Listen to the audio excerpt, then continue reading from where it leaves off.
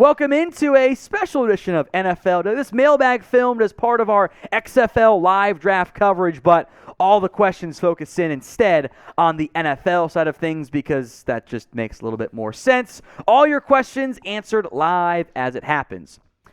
We begin with Andy Weiss. First up, is Jonathan Taylor back? Maybe. The Raiders' run defense, especially with several linebackers out, is not very good. I think Jeff Saturday, at least at the helm as the head coach, is going to want to run the football more. As a Jonathan Taylor fantasy owner, I understand the pain and frustration of him not playing well because, like most of you, I took him number one because we can not take Jonathan Taylor number one overall. He's been banged up. That's been a problem. I do think he's healthy now. I think you're going to have a very good rest of season run here out of Jonathan Taylor. From Joe Cool 2.0, how good will the Bills defense be once it is healthy again? So I like to use a stat called DVOA. It adjusts for level of competition, opponents, etc. Bounces out some fluky stuff that sometimes happen. The top defenses at this moment in DVOA: number 5, the Philadelphia Eagles. Number 4, the Denver Broncos. Number 3, the Patriots. Number 2, the Dallas Cowboys. Not that high in run defense, by the way. And number 1, the Bills. The Bills are number 1, despite Trey White being injured for all this time. So I think we have not seen the best yet of what they are able to do. So I am quite excited for what the Bills defense can still unleash from that standpoint. They can be even better than what they are. I think the Bills are very much legit in terms of being among the favorites for a Super Bowl. You guys can agree or disagree with me in the comments section. I define legit here as, are they a top 1, 2, 3 Super Bowl contender? They've had some tough losses. I say yes. I want you guys to sound off in the comments section. Y for yes or N for no. From Patrick De La Cruz, when will Josh McDaniels be fired as the Raiders head coach? I don't know. He should have been fired on Sunday. You can't beat Jeff Saturday? Seriously? You can't lose that football game. Now, owner Mark Davis has said he's safe. We're not going to fire him. He's our guy. We like the direction we're heading in. Maybe it's the last vote of confidence, but they're going to be a bottom team this year after a playoff spot last year. And it's like Josh McDaniels hasn't done this before where he's had issues, right? So I would fire him now. I wonder if Mark Davis doesn't want to pay to fire Josh McDaniels because they went in on the McDaniels-Dave Ziegler thing, and it's been a disaster so far. I don't know when, but it should be soon. Brady Lamb, would it be more beneficial for Pittsburgh to tank the rest of the season, or should they try to make it to 500 to keep Tomlin's losing streak season alive? In general, it is very tough to find teams that the coach is like, yes, I will tank.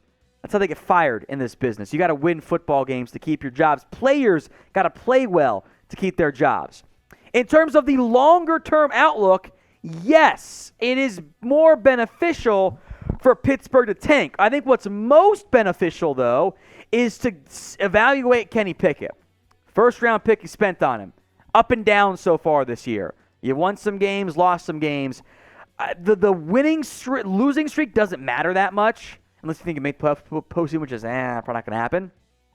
But long-term, you want to evaluate your young guys in the end. From Kareem Carson, thoughts on Zach Wilson? I have been underwhelmed by him, but they are winning football games. The Jets are 5-0 with Wilson at QB.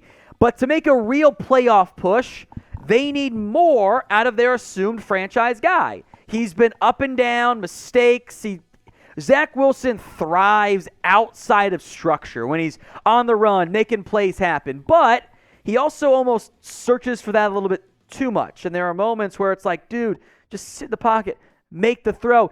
Sometimes Zach Wilson suffers from I'm going to make the easy look hard and the hard look easy. Find the middle ground there. He's young, he's been banged up, there's upside. You're not going to bench him, don't get me wrong. Still a lot of growth, though, still to be shown. Today's mailbag is made possible by BetUS. Head over to chatsports.com/bet and use promo code CHAT125.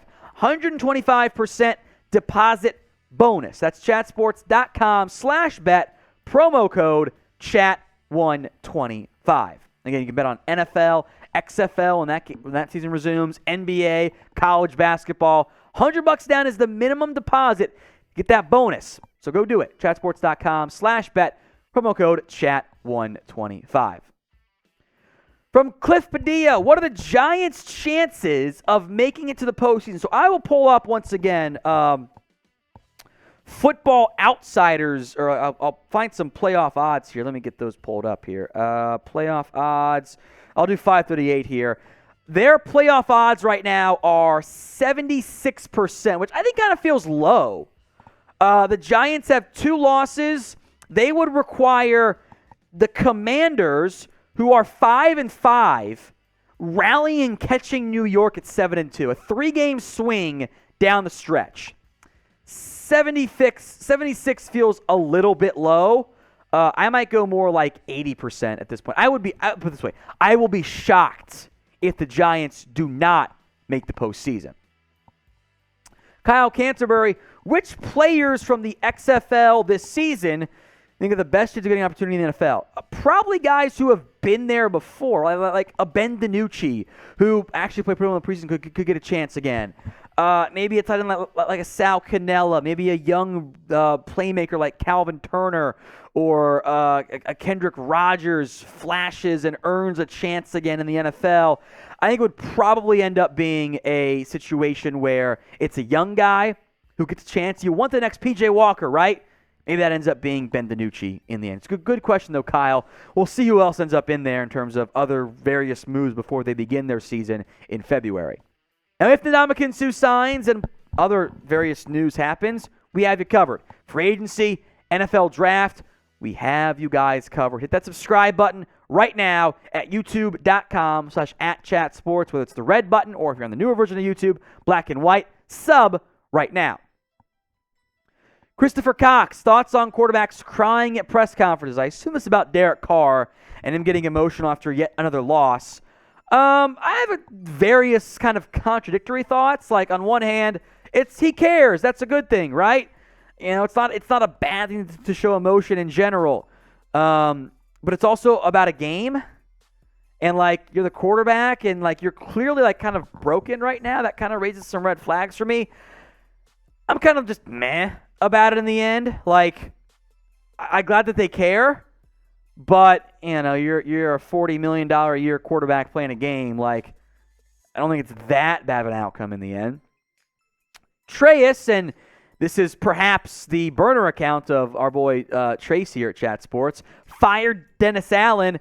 The Saints were aggressive and like, we can win this year. And they traded their first-round pick in this upcoming draft for an extra first-round pick next year. Now, one of them has been hurt all year, which is painful for them.